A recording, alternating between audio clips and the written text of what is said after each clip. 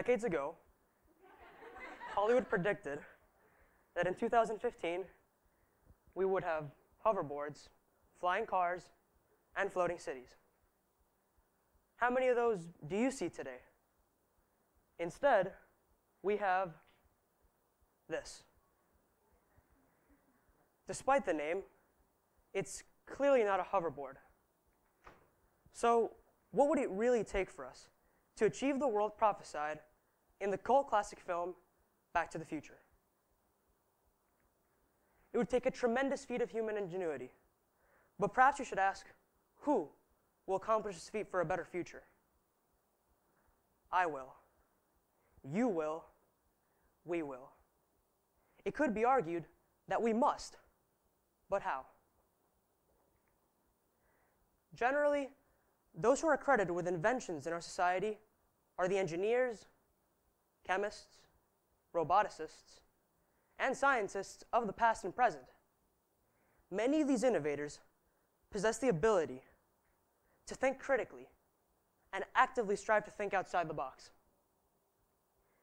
It is logical to assume that the more of these individuals we have in our society, the faster we will reach these seemingly unattainable goals.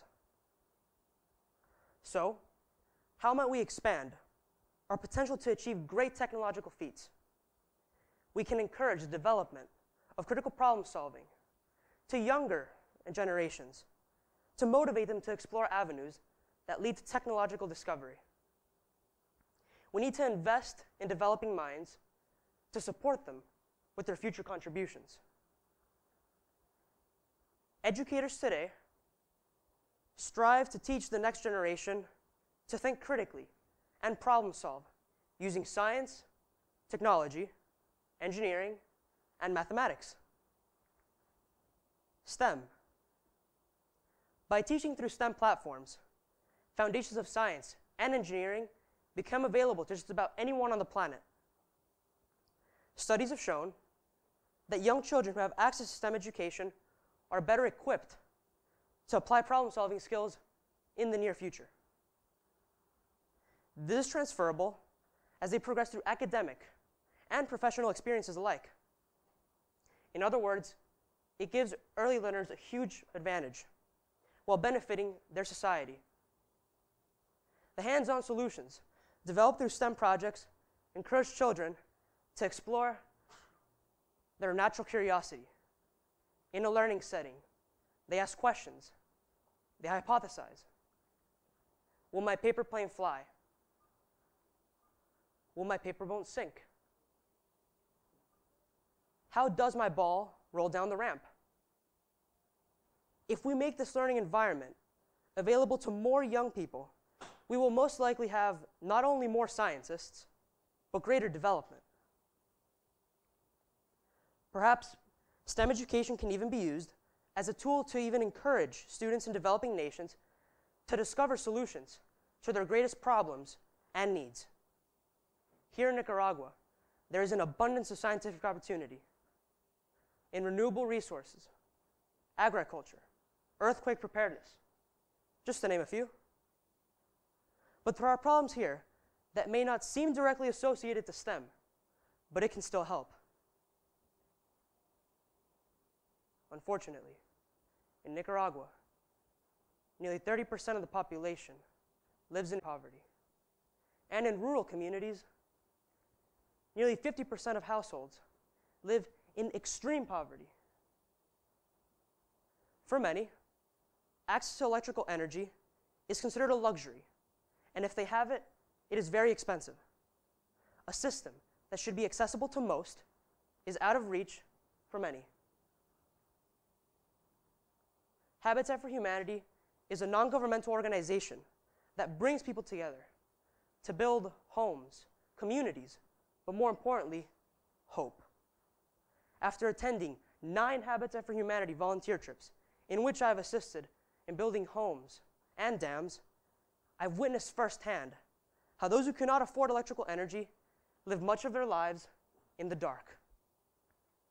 So for them to overcome these circumstances, they are literally seeking light.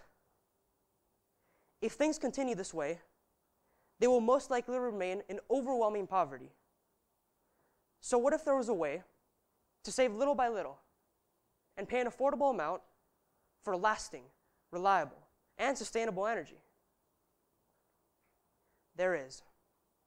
So why isn't it accessible to everyone, everywhere?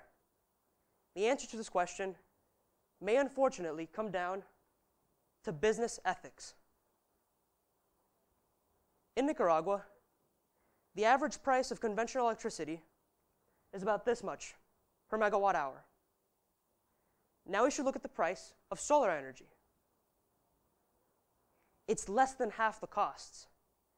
Yet, solar panels are relatively rare because many companies encourage their customers to consume the more expensive option. To add on to that, sustainable energy companies can't afford a large advertising budget, and therefore miss many opportunities to inform the public. So not only is conventional electricity more accessible and more expensive, it nearly monopolizes the market. But imagine if in our country, if in the world, renewable resources were widely accessible. Populations in poverty could even improve their economic state. The generation of this type of energy is not only important for its positive effects on the economy, but also for its reductions of GEI emissions by almost 80,000 tons. GEI is greenhouse gases, which are responsible for many of our environmental issues today. So overall, this would not only lower our collective carbon footprint, but it would also change many lives in the process. Solutions such as these are the direct result of professionals working in STEM fields, yet STEM courses are not offered in Nicaraguan public schools at the primary or secondary level. There are countless future innovators living without having the opportunity to stimulate innovation. They could be learning about how to help their communities and environments to move forward. It's true. There are young people who are making strides in the absence of STEM education. But imagine a world where students everywhere were supported to seek the progress of their countries and solve the problems of their communities. We need to keep moving forward. We need to aspire to reach STEM-based goals in renewable resources, engineering breakthroughs, and so much more. As a global community, we need to collaborate on all fronts, from the classroom to the boardroom, to ensure that our future leaders and innovators are equipped with the tools necessary to succeed in a constantly changing world. As a student, I've heard many of my classmates say that they would rather study business because they say it's easier and a sure way to make money. But today, we need students who develop their capabilities in STEM much beyond what was acceptable in the past. Even if Pepin the freshman wants to be a business owner, STEM will still help him get ahead in his career. STEM will help Pepin because it teaches him how to think critically, create a passion for solving problems, foster creativity, and develop essential life skills that other disciplines may not. Now, I don't agree with the previously mentioned reasons to study STEM. However, I can't deny the important role that a business-minded individual has in our society. But perhaps their role could even include the promotion of STEM-centered projects and partnerships that see them through. Did you know that according to a study conducted by Intel, engineers enjoy top-ranked salary and job security levels?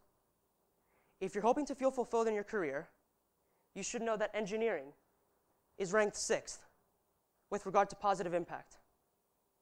However, when it comes down to actually knowing what engineers do, how many of you are responsible for their roles and responsibilities? Engineering drops to 11th place in the category of familiarity. In the same study, students were asked if anything would make them reconsider their choice. Some said learning more about what engineers actually do, more exposure to engineering in school, and learning about how to become an engineer. And those results accounted for 44% of responses. Only 1/3 of students said that nothing would make them reconsider engineering as a career. Imagine how many more students would be interested in pursuing STEM if they had greater access to information. I was certainly fortunate enough to be exposed to many different avenues, which eventually led to a passion for engineering. At the age of 15, I'm fascinated by how things work, from machines to robots, and I was set on this path 6 years ago. It all started on Christmas Day, 2012. I was 10 years old. I saw this big box under the tree, and I did what any 10-year-old would have done that morning. I ran over to the tree and started opening the gift. It was a LEGO Mindstorms NXT 2.0, which is basically a robot that was made to do exactly what it did to me: create inventors. Since that day, I have engaged in building countless models and things that move, and I've loved every minute of it. And today, there are even more options with complex moving parts that offer children the opportunity to tinker, to create. One might say that STEM is only for techies. MIT, Silicon Valley, right? That it's all about a bunch of guys in lab coats. One can say a lot of things, but it doesn't mean they'd be right. Everyone can learn from STEM because it's an approach to learning that presents lessons in an interdisciplinary way. For the last year and a half, I've had the opportunity to work as part of a team, working on several mechanical engineering projects. I've been able to work on an affordable autonomous solar panel that we like to call the Sunflower Project. The interesting part about the Sunflower Project is that it will be able to move and follow the sun throughout the day to take even more advantage of the natural sunlight than fixed panels. Currently, the solar panel powers 2 USB ports and a couple outlets, charging phones and laptops. But the possibility exists to power so much more, including rural communities. Many people say to me that they don't know anything about computer science because they don't know where to look. But it's right in front of all of us, online. I'm learning computer science via an online course known as CS50, taught by David J. Malin, professor of computer science at Harvard University. As we look to a future filled with artificial intelligence and autonomous systems, coding will be an essential skill. I actively seek ways to develop myself for future jobs, because STEM has allowed the human race to survive from generation to generation, from the rise of Mesopotamia, when the latest technologies were the irrigation systems that allowed us to grow our food, to the bionic organs that have helped save many lives in the last 2 decades. STEM will be what allows humans to stay on Earth and clean up the mess that early technologies have made. Instead of finding a way to get off the planet, because even if we exhaust our planet's resources, STEM will be humanity's savior, what will open the next chapter. An example of this is the development of a solar-powered robot called the CVAX, made by Bluebird Marine Systems in the United Kingdom. This bot can suck up plastic waste and ensure that it's correctly disposed of.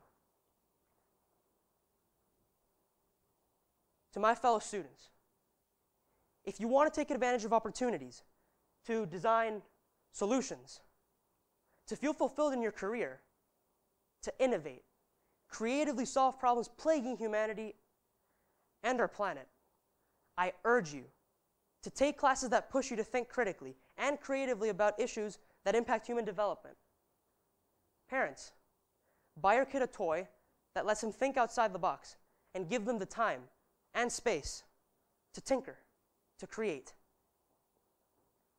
Teachers and school leaders, offer classes that allow students to make creative problem solving a part of their thought process and hopefully their lives. To the corporations, businessmen, entrepreneurs, and professionals, devise innovative ways to make money that solve more problems than they create. improve your business ethics? What will money do for us if we run out of clean air, water, and our food supply is contaminated? Money can't buy the things we need the most. So invest in STEM, because people are making technological breakthroughs that directly impact our lives. By improving our infrastructure, developing safer, better bridges, finding cleaner energy sources, and making advances to health and wellness, and so much more. STEM is what keeps our world a truly progressive time and place. There isn't a lack of jobs in STEM, just a lack of individuals well equipped to fill those jobs. So engage in STEM. Learn to code, build, create a little more often. It may surprise you the amount of hidden talent and ideas that you just haven't discovered yet. It surprised me just a couple years ago. I see a future where young people enjoy making apps, designing robots, engaging as engineers, and caring about how things work, not just that they do. STEM is about creating solutions. It will make the world a better place. Because even though these ideas don't change the world in 5 minutes, but if it's 5 months or even years, isn't it worth considering? The journey of 1,000 miles begins with a single step. Unless you're traveling through hyperspace on the Millennium Falcon. But there will never be a Millennium Falcon in a future without STEM. Thank you.